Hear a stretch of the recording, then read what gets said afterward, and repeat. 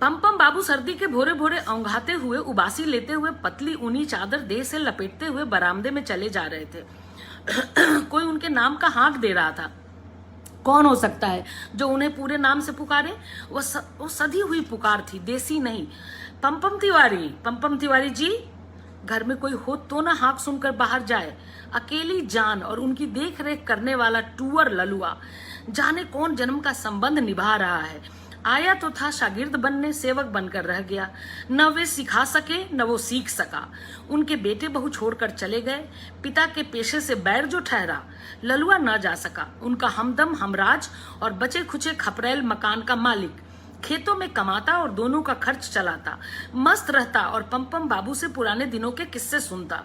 यही उसका एकमात्र मनोरंजन का साधन था।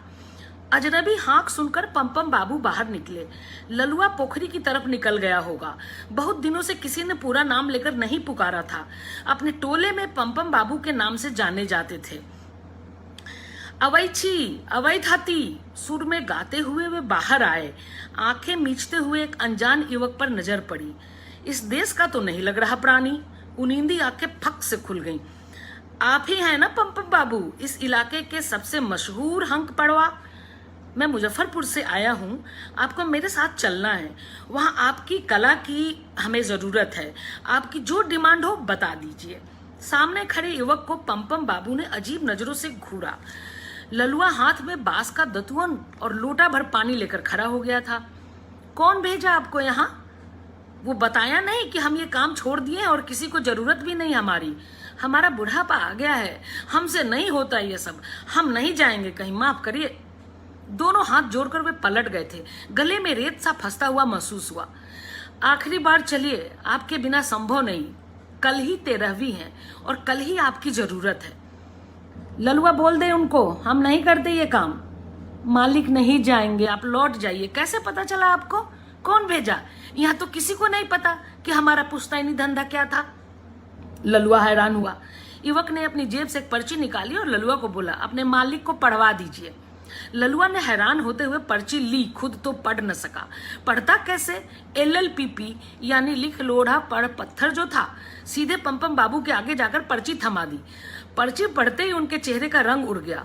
गोरा चेहरा तपने लगा था, चेहरे की झुर्रियां कांपने लगी थी। वे मुट्ठी में उस कागज को दबाए दबाए आंगन चले गए। ललुआ ने नोटिस किया पैरों में जान नहीं बची थी। चलते हुए लहरा रहे थे, जैसे अपने आपे में नहीं थे। बाहर खड़ा युवक प्लास्टिक वाली कुर्सी खींचकर इत्मीनान से बैठ गया था। उसे उम्मीद थी कि यहां से वह विफल होकर नहीं लौटेगा। फरवरी का पहला सप्ताह था, जिसमें ठंडक अभी तक टिकी हुई थी। रिया को दिन भर ना मालूम सी बेचैनियां रही। शाम को भतीजे ने ICU से एक 50 सेकेंड का वीडियो क्लिप भेजा। गहन चिकित्सा कक्ष में मां अंतिम सांसें ले रही थी। पटना जाने वाली फ्लाइट सुबह ही मिलती है। सबसे पहली फ्लाइट बुक की। अंतिम समय में मां के पास होना चाहती थी। एयरपोर्ट पर बैठे बैठे बार बार वीडियो क्लिप देखती और रोती जाती। किसी तरह मां से एक बार जीते जी मिल ले। 1.5 घंटे बाद जब पटना एयरपोर्ट पर उतरी तो कहानी बदल चुकी थी। अंतिम फोन कॉल्स और मैसेज से मोबाइल भरा हुआ था। मां नहीं रही। पिता के जाने के बाद ही मां उसका घर थी। सबसे छोटी और इकलौती बेटी होने के नाते मां का उस पर खासा दुलार था। मां अपने हर फैसले के लिए रिया पर निर्भर थी। रिया को लेकर बदनाम थी कि उससे कुछ पूछे बिना कोई काम नहीं करती, न ही अपनी चीजों को किसी को हाथ लगाने देती। बहुत गोपनीयता बरतने वाली स्त्री थी माँ। हर चीज सहेज कर, संभाल कर, सबकी पहुंच से दूर रखती। रिया ने कभी उन चीजों में दिलचस्पी नहीं ली। माँ का सिरहाना तो पूरा बक्से जैसा था। सारी चीजें रखती, कागज पत्तर, चाबियां, बीड़ी, माचिस, जाने क्या क्या। शहर में रहने के बावजूद माँ की आदतें बदली नहीं थी। उनके आंचल में रुपये सिक्के जरूर बंधे मिलते। रिया उन्हें खोलती और मजे मजे में वे पैसे लूट लेती। रिया के अलावा कोई और नहीं कर सकता था ऐसा। वे पूरे परिवार से एक दूरी बनाकर जीती थी। उन तक पहुंचने का उचित माध्यम रिया थी। मुजफ्फरपुर से कोसों दूर अपनी एकल जिंदगी में मस्त। दोनों भाइयों के सामंती रवैये से तंग आकर विद्रोही बन जाने वाली रिया ने सिर्फ माँ से बातचीत जारी रखी और भाइयों से बोलचाल बंद। भाभियां कभी कभार मुस्कुरा देती। रिया बदले में आत्मीय मुस्कान दे देती, ये जानते हुए कि गुलाम आत्माओं का कोई कसूर नहीं होता। पराधीनता में सिर्फ मुस्कुराना ही सबसे आसान क्रिया है। माँ ने कभी भी दबाव नहीं डाला। वे सुख चैन चाहती थी, रिया को पूरा समर्थन देती थी और दोनों बेटों के परिवार से अलग घर की ऊपरी मंजिल पर रहती थी। पिता के जाने के बाद माँ ने पहली मंजिल पर अपना ठिकाना बना लिया था। जिसे मिलना हो, कुछ चाहिए, वो आए ऊपर। गठिया की वजह से बिस्तर पकड़ चुकी थी। देख रेख के लिए गुलिया 24 घंटे उनके पास रहती थी। रिया एकदम निश्चिंत थी माँ की तरफ से। माँ भी निश्चिंत थी बेटी के फैसले से। रिया पर पूरा भरोसा था और ये इत्मीनान भी था कि अपनी जिंदगी के फैसले बेहतर करेगी। चाहे शादी करे न करे, कोई पसंद आएगा। वो शादी थोपे जाने के खिलाफ थी। रिया से फोन पर पूछती रहती थी कि कोई पसंद आया, तेरी इज्जत करेगा ना, साथ देगा ना, तुझ पर शासन तो नहीं करेगा, देख लेना ठोक बजा कर, पहले कागज पर लिखवा लेना। अरे माँ, ऐसे कहीं प्यार होता है जिसमें कंडीशन अप्लाई हो? बोलो, अभी मेरा मन नहीं, क्या उम्र मेरी 36 साल की तो हूँ, हो जाएगी। होनी होगी तो, न हो तो हम कौन सा मरे जा रहे। अकेली लाइफ ज्यादा मस्त, न कोई रोकने वाला न कोई टोकने वाला, जहां मन हो उठकर चल देती हूँ, किसी को जवाब नहीं देना पड़ता। माँ, यहाँ कोई मेरी जिंदगी में नहीं झांकता। अच्छा माँ, एक बात बताओ, तुम भी टिपिकल मदर की तरह मेरी शादी का सपना देखती हो क्या? रिया माँ को कुरेदती। भक, हम ऐसा सपना देखते हो तो तुम आज यहाँ वहां हमसे मजाक कर रही होती का? 2-3 बच्चा खच्चा लेकर किचकिचा रही होती। हम वैसी माँ नहीं, हम तो तुमको पैर पर खड़ा होते देखने का सपना देखते रहे, खुद मुख्तार बनने का सपना। मेरी तरह नहीं बनाना चाहती थी कि दिन भर टेटियाती रहो। ए जी सुनते हैं, हमको 100 रुपया दीजिए ना, हमको चूड़ी खरीदना है। ए जी 50 रुपया दीजिए ना, हमको बिंदी खरीदना है। माँ एक्टिंग करती और आवाज बदल लेती। फिर दोनों माँ बेटी फोन पर हंसती रहती। माँ का यही अगाध विश्वास उसकी पूंजी था, जिसके सहारे वो भाइयों का बंधन काटकर दिल्ली पहुंच गई थी, जहां अपनी दुनिया का विस्तार कर रही थी और अपना समाज बना रही थी। माँ के नहीं रहने की खबर ने उसे बुरी तरह झकझोर दिया था। वो सचमुच तन्हा हो गई थी। घर के बाहर भारी भीड़, रिश्तेदारों का खोखला विलाप और माँ की ठंडी देह ने उसे भीतर तक तोड़ दिया। भाभीओं ने उसे संभाला, नहीं तो माँ की देह पर भरभरा कर गिर गई होती। इस शहर से नाता हमेशा के लिए टूट गया था। एक कड़ी थी माँ जो टूट गई। 13 दिन बाद सदा के लिए इस शहर को अलविदा कह देना है। माँ को लोग मंजिल की तरफ ले गए थे। द्वार पर सन्नाटा छा गया था। माँ के बेड पर जाकर गिर पड़ी, बाहों में चादर भींच कर लौटती रही देर तक। भाभीओं से पूछती रही, माँ ने कुछ कहा क्या? अंतिम समय क्या बोली? मेरे लिए कुछ कहा? मेरा नाम लिया? कैसे हुआ? बड़ी भाभी चुपचाप उठकर चली गई। छोटी भाभी ने हौले से कहा, उन्होंने मौका ही कहाँ दिया। ब्रेन हेमरेज हुआ तो जल्दी हॉस्पिटलाइज कराना पड़ा। सब लोग उसी में लग गए, कोई उनसे बात नहीं कर सका। वो कुछ कहना चाहती थी मगर आईसीयू में बात तो नहीं करने देता है ना। उनके एटीएम का पासवर्ड तक तो नहीं पूछ पाए। अभी काम काज में पैसा लगेगा, निकालना पड़ेगा। किसी को कुछ बताती थोड़े थी, आप ही को तो सब बताती थी। भाभी के लहजे में उदासी कम, शिकायत ज्यादा थी।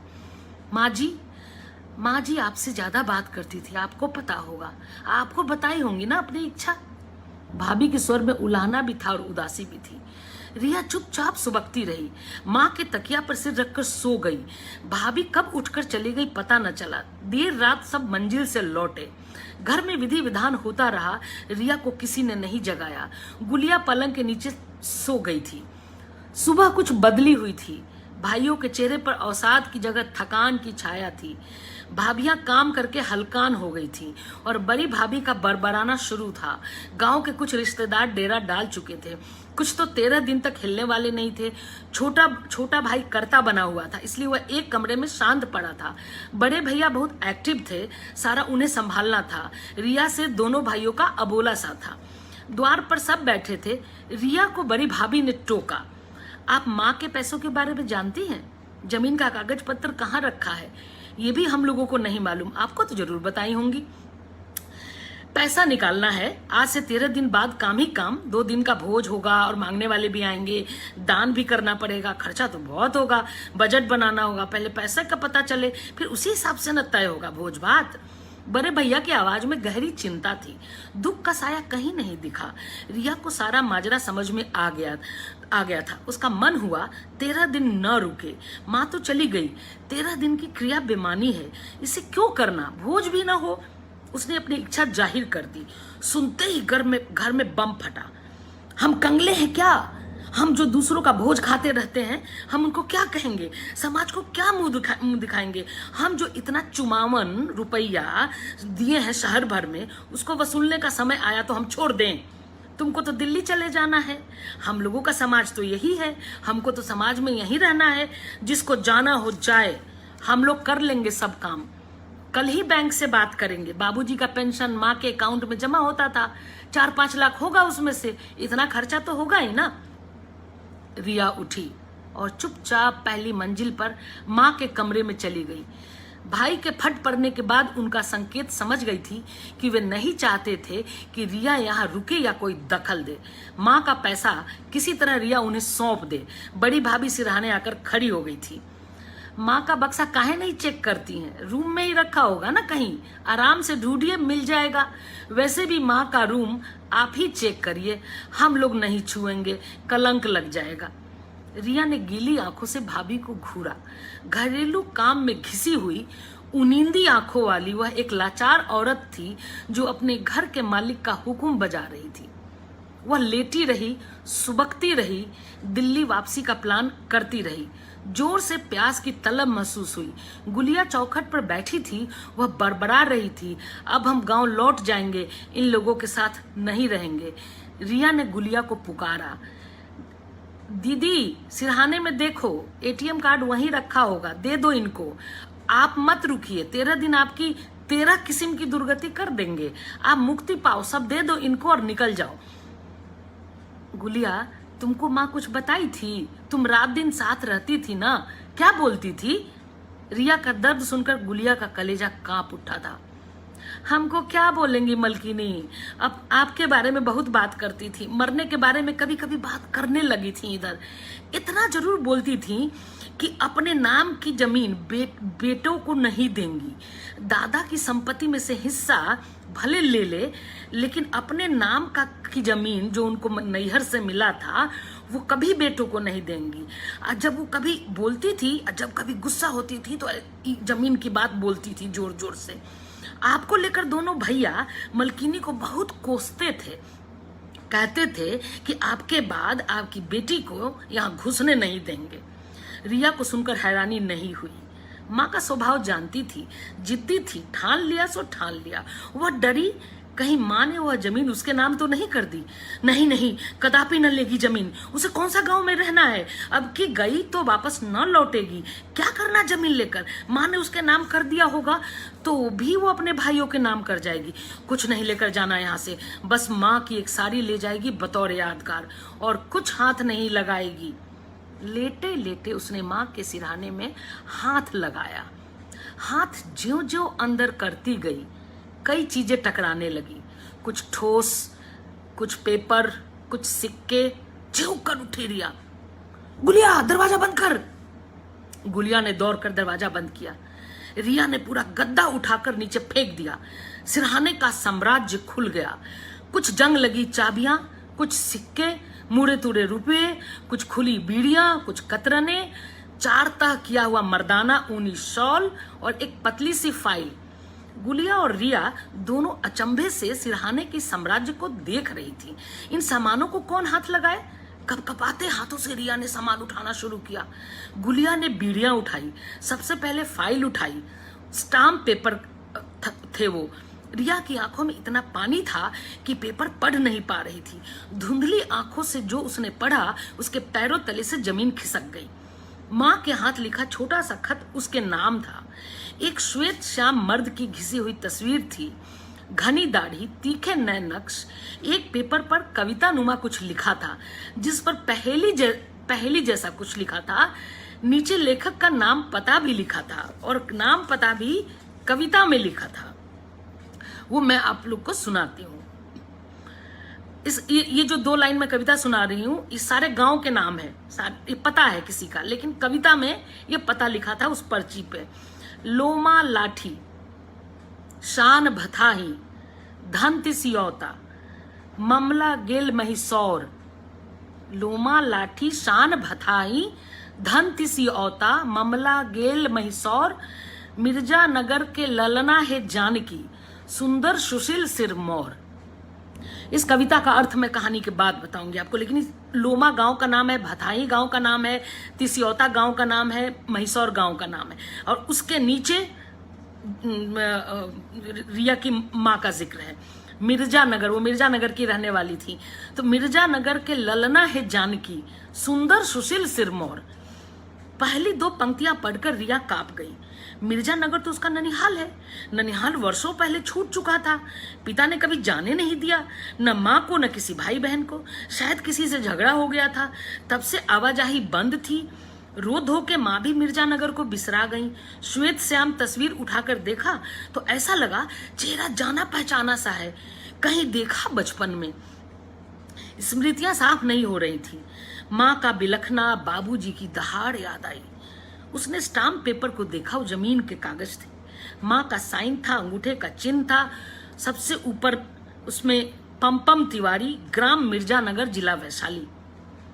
अंदर से माँ के अनगढ़ अक्षरों में एक खत निकला, रिया के नाम, जिसमें उनकी अंतिम इच्छा दर्ज थी। वे जानती थी कि सिर्फ बेटी ही सबसे लड़कर उनकी ख्वाहिश पूरी करेगी। चिट्ठी, रिया मेरा बउआ, पता नहीं ये चिट्ठी तुम तक किस हालत में पहुंचेगी या कब पहुंचेगी, पहुंचेगी भी या नहीं पता नहीं। अगर तुम चिट्ठी पढ़ रही हो तो मेरी ये ख्वाहिश पूरी कर देना। करोगी ना? फाइल में जमीन के पेपर हैं, वो मुझे तुम्हारे नाना जी ने दिया था, जिसे मैंने छिपा कर रखा था। ये जमीन तुम मेरे बाल सखा पम्पम तिवारी को दे देना, मैंने उनके नाम कर दिया है। आज तुमसे राज की बात बताती हूँ, शायद तुम मेरी सबसे अच्छी सखी हो, तुम समझ पाओगी। मुझे उनसे बचपन से गहरा अनुराग था। बस उनका कसूर ये था कि उनका धंधा तुम्हारे नाना को पसंद नहीं था। एक तो हम एक ही गांव के, दूसरे उनका खानदानी धंधा हंक पड़वा का। हंक पड़वा को लोग निकृष्ट नजर से देखते हैं, अच्छा नहीं मानते हैं उनको। द्वारे द्वारे, नगरी नगरी श्राद्ध का भोज खाना, मृतक का प्रशस्ति गान करना, स्वांग करना, उछल कूद करना, मांगना चांगना, ये सब तुम्हारे नाना की शान के खिलाफ था। और मुझे उनकी यही बात सबसे अच्छी लगती थी। मैं उन्हें कलाकार मानती थी और तुम्हारे नाना उनको स्वांग वाले मानते थे, नीची नजर से देखते थे। मेरी इच्छा है कि बिना अपने भाइयों को बताए पम्पम को इज्जत से बुलाओ। यहाँ से बेइज्जत करके निकाला गया, तुमको इज्जत देना है उसको। इसी घर में, जिस घर से उसको बेइज्जत करके निकाला गया, उसी घर में उसको बुलाओ और उसको तुम इज्जत के साथ कागज देकर विदा करो। वो भिखारी नहीं है, कलाकार है। तुरंत तुरंत कविता बनाता है और गाता है। बहुत ओज है उसकी वाणी में। पूरे तिरहुत प्रमंडल में उसका डंका बजता था एक जमाने में। 100-100 गांव के लोग उसको बुलाते थे। पता चला है कि वो धंधा छोड़ चुका है और यह प्रथा भी खत्म हो गई है। फिर भी तुम उसको बुलाना, वो जरूर आएगा। उसने मुझसे वादा किया था कि तुम्हारे मरने पर अगर तक मैं जिंदा रहा तो मैं हाँक पढ़ने आऊंगा। मैं चाहती हूं तुम उसको पर्ची भिजवाना, वो जरूर हाँक पढ़ने आएगा। कहा कम ज्यादा समझना, तुम्हारे लिए हम कुछ नहीं छोड़े जा रहे सिवाय मुक्ति के। ये हम जीते जी तुमको दे चुके, संभाले रखना। अपनी मर्जी का जीवन अपने मान सम्मान के साथ जीना। बेटी रोना मत, मेरी आत्मा को कष्ट होगा। तुम्हारी मां जानकी देवी। चिट्ठी खत्म होते होते रिया का रोना बंद हो चुका था। चेहरे पर वही सख्ती लौट आई जैसे दिल्ली जाते हुए अख्तियार की थी। उसने बचपन के साथी प्रभात को फोन किया। रिया को 13 दिन तक रुकना था, उसे किसी का इंतजार जो करना था। गुलिया बीड़िया अपनी हथेलियों में लेकर रिया के सामने आ खड़ी हुई। रिया ने माचिस मांगकर बीड़ी सुलगाई और चिट्ठी के अंत में लिखी गीत की 2 पंक्तियां गुनगुनाने लगी।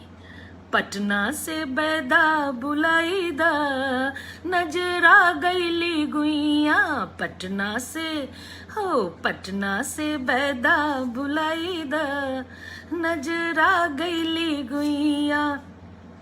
गुलिया अपनी हिचकी न रोक सकी।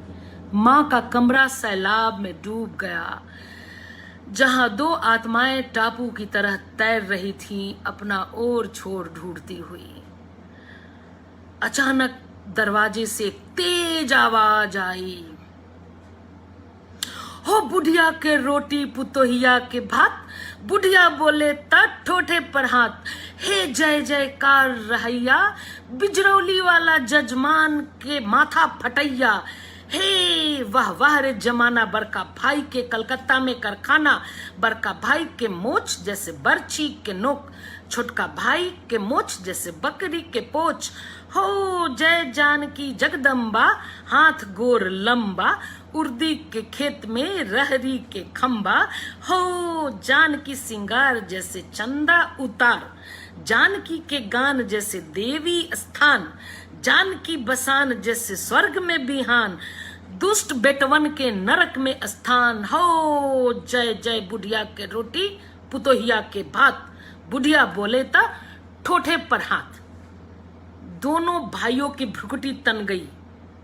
कविता सुनते ही, उसे देखते ही दोनों चौंक गए। ये कहां से आ गया? किसने बुलाया? जिसे दरवाजे से बरसों पहले अपमानित करके बाबूजी लौटा चुके थे, उसकी आने की हिम्मत कैसे हुई? किसने इसे बुलाने की हिम्मत की?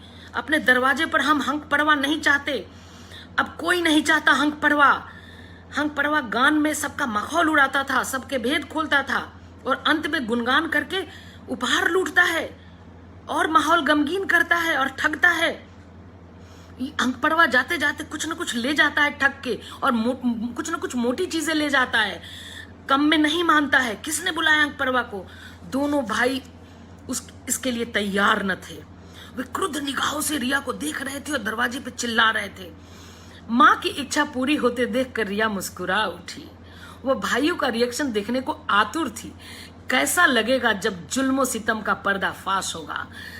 मन में दर्द और सुकून की लहर कांपी। जिस आग को लेकर एक विलक्षण स्त्री इतने वर्षों तक जीती रही, इतना दर्द समेटे इतनी क्रूरताओं को झेलती रही, उसकी छोटी सी ख्वाहिश पूरी होने जा रही थी। पंडाल में रिश्तेदारों और मेहमानों के बीच हंकपरवा का गान और हुंकार जारी था।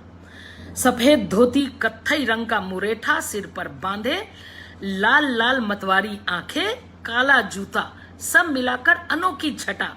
वह देह झटक, पैर पटक, शॉल लहरा लहरा कर, ताली बजा बजा कर समा बांध रहा था। बड़े भैया ने कुछ रुपए निकाले, हंक पड़वा को चुप करने का इशारा किया। रुपए उसकी तरफ बढ़ाए, उसने घृणा से हाथ झटक दिया। गोरे गोरे हाथों से पीली मरियल सी फाइल हाथ में लेकर अचंभे से देखा, उसे खोला, थोड़ी देर तक सन्न रहा। अब तो खुश हो गए तिवारी जी, लगता है मोटा माल मिला है आपको। अब यहां से निकलिए, चलिए। मिल गया ना मोटा माल, जो आप चाहते थे, जो शुरू से आप हड़पना चाहते थे, मिर्जानगर की जमीन आपको मिल गई, संतोष हुआ। अब निकलिए, आपकी तो इच्छा पूरी हो गई, अब निकलिए। बड़का भैया ने व्यंग बाण छोड़ा। तिवारी जी ने अपनी लाल अंगार जैसी भस्म कर देने वाली आंखों से उन्हें घूरा और तत्क्षण रिया की तरफ पलटे। फाइल 4 टुकड़ों में फाड़ी और रिया को थमाकर अपने चेले ललुआ का हाथ थामा। बउआ, ये हमारी सालों बाद आखिरी हाँक थी। हम भाट भाटी नहीं हैं कि सिर्फ प्रशंसा गाएं। और बेटा रिया, तुम जानती हो कि हमें किसका अनुराग खींच लाया, किसकी खातिर हम कसम तोड़े हैं। सदा सुखी रहो, तुम जानकी जैसी ही सुन्नर हो और चांद का टुकड़ा हो। उसके माथे पर हाथ फेरा। गोरी बूढ़ी कलाई बेहद आत्मीय लगी। रिया चाहती थी माथे पर देर तक वह कलाई पड़ी रहे। वह उससे लिपट कर जार जार रो लेना चाहती थी, लेकिन वो तूफानी हवा थे, रुकते कहाँ। पूरे वेग से झपटते हुए कॉलोनी के गेट से बाहर। उनका गान रुदन में बदल चुका था। उनका रुदन गान सुन सकती थी, नजरा गईली गुइया, बूढ़ी फुआ बाहर ही बैठी थी, इतनी देर से नजारा देख रही थी। बूढ़ी फुआ बोल पड़ी, बड़े भाग वाले के काम में हंक पड़वा आते हैं। अब तो ऐसे भी गांव जवार में हंक पड़वा ढूंढे नहीं मिलते हैं। इनके चरण जहां जहां पड़ते हैं वहां का समय बदल जाता है। इनका आदर करना चाहिए। बेइज्जत करके घर से एक बार भैया ने निकाला था तो जिंदगी भर उन्होंने इसका संताप भोगा। अब तुम दोनों भोगोगे, ये ठीक नहीं हुआ। रिया के गले में रुदन फूटा। उसे दूर जाती हुई एक धुंधली आकृति दिखी। क्या वो मां की रूह थी? वह आकृति धीरे धीरे लोप हो गई। कहते हैं 13वें दिन आत्मा घर छोड़कर चली जाती है। उससे पहले उसी घर में मंडराती रहती है। किसी ने कोई देखता नहीं है उन्हें, लेकिन सब ऐसा मानते हैं। रिया को दूर एक धुंधली आकृति, उसे ऐसा एहसास हुआ कि कोई एक धुंधली आकृति धीरे धीरे कहीं लोप हो गई है। सिर्फ हवा में भंवर पड़ रहे थे। तेज हवा चलने लगी थी और हवा में भंवर पड़ रहे थे, जैसे उस अनुरागी हंक परवा के गालों में गड्ढे पड़ रहे थे जब वो हाँक दे रहा था जानकी बथान, जानकी का सुंदर का गुणगान कर रहा था। रिया ने रुलाई रोकी। वह समझ गई कि उसके जीवन में कभी कोई हंक पड़वा नहीं आएगा। धन्यवाद। कहानी समाप्त।